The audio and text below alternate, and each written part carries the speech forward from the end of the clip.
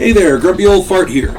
Due to YouTube's changing quote-unquote community standards, I created a channel called Grumpy Old Fart over on Rumble, a free speech alternative to YouTube. You can see all of my stuff over there, including my political and social commentary, as well as my current events videos. The links to my YouTube and Rumble channels, as well as links to let you order my books, are in the description of this video. If you enjoy my content, please like, share, subscribe, and comment. I welcome your comments, even if you disagree with me. Now, on with the video. Hey there, Grumpy Old Fart here. I'm doing an AD&D Monsters video on one of the most diabolical creatures to ever walk any planet in any game. Men. As a dungeon master, one of the most important aspects you can instill in your game is a healthy amount of skepticism when dealing with non-player characters. Most such encounters are in villages and in towns. Most NPCs are going to be shopkeepers, farmers, blacksmiths, and other laborers. The vast majority of these are going to be hardworking people trying to make a living and feed their families. The worst thing that the player characters will have to deal with from them, maybe some price gouging and maybe a little bit of petty theft, but nothing serious. Then there are the monsters. Not all monsters come with tentacles, fangs, claws, and wings. Some monsters hide behind the facade of guardsmen, evil kings, anti-paladins, evil clerics, wizards, or thieves. Those encounters are bad enough. But this video is dealing with encounters with men outside villages and towns. Here's where the real dangers exist. In most D&D worlds, the settled and civilized areas are exactly that, civilized. When you're in a town, there's guardsmen, there's law and order. You know, that may not be the law and order you're used to here in America, but if you steal something, the guards are going to thump you. If you do it enough, they'll take more drastic action. If you kill somebody, you stand trial for it, whatever that legal system is. When you're out and about between the cities, out in the frontier or outside of civilization, this is where the real dangers exist. Men are found in the Advanced Dungeons & Dragons Monster Manual on pages 66 through 69. Merchants and pilgrims are listed on page 69. Those are the most peaceful ones that are listed as monsters. The rest of the entries listed on these pages comprise potentially the most dangerous monsters in the game. The men listed in this section, bandits, brigands, berserkers, buccaneers, pirates, cavemen, tribesmen, dervishes, and nomads, are potentially dangerous because they belong to a group that is at the top of the food chain.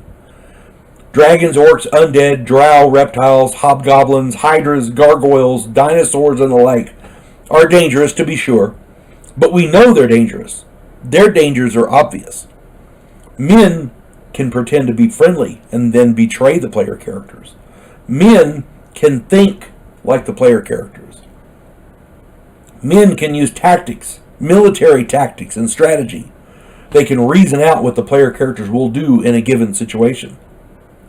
Men can have a plethora of motives besides hunger and treasure. When you're dealing with men, you get into politics. You get into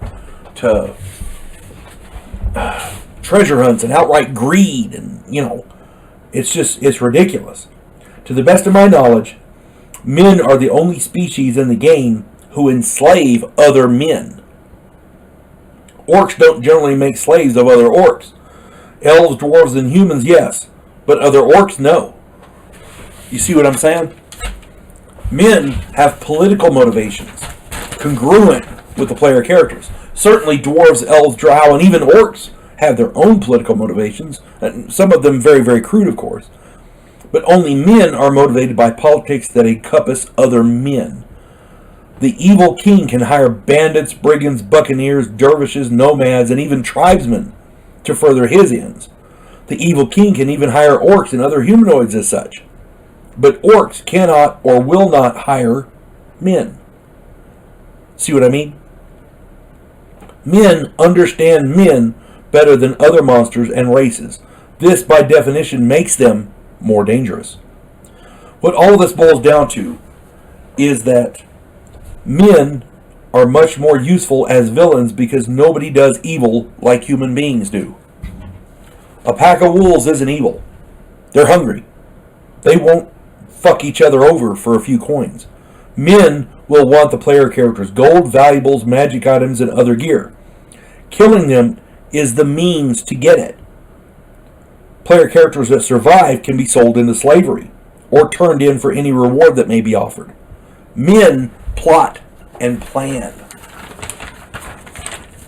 Most monsters, like dragons and hydras and such, are rare. Men litter the landscape like grass, especially in settled areas with villages and towns. Bandits set up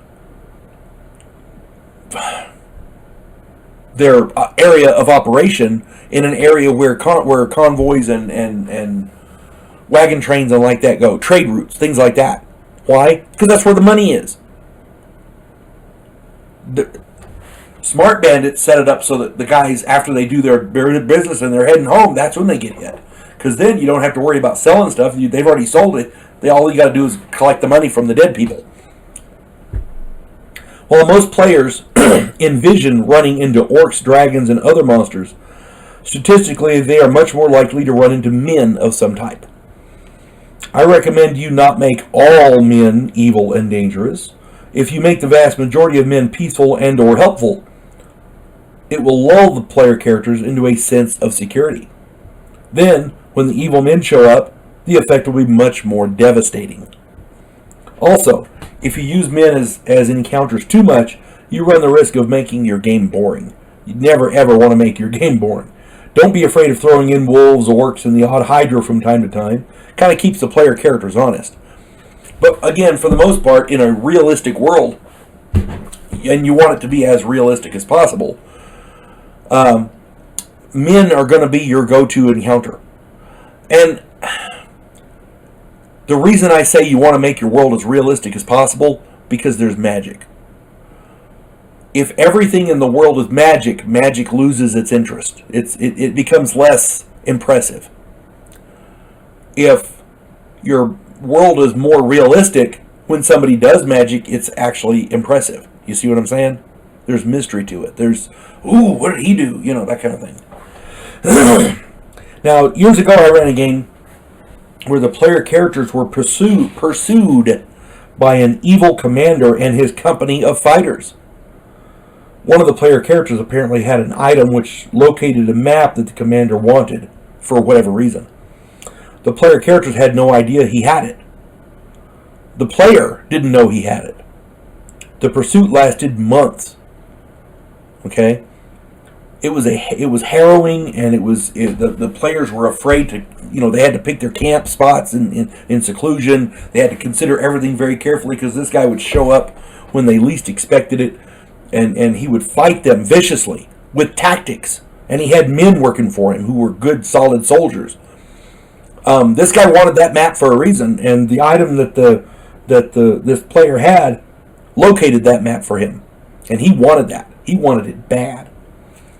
Turns out, in the course of the game, they never found out what the map was. They never even found out about the map. All they knew is this guy wanted that player character dead for some reason. That's all they knew. And they were doing everything they could to avoid it. They finally ended up jumping ship and going to a different continent. They lost him that way because you can't track over the ocean. But, that it created a plot diversion. It created guesswork. It created mystery in the game. And I didn't use a dragon to do it. I used a guy, a man. You see what I'm saying? When you're designing your adventures, don't be afraid to put men in there. Men can be just as dangerous as any monster, even more so because they're men. Just keep that in mind. And again, I'm not saying this is how you have to play your game, how you have to run your game as a dungeon master, but you'd be surprised how effective men can be as monsters. That's all I'm saying. Hope this finds everybody well. Hope you enjoy playing Dungeons & Dragons. Ha! You folks have a good one. God bless one and all. Clarissa Lowe, a historian from the future. Delmore Kane, a Civil War veteran turned outlaw. This oddball pairing faces a conspiracy of epic proportions spanning the centuries. If you like action and adventure westerns with a splash of science fiction and fantasy, check out my book series Drifters and their ongoing adventures.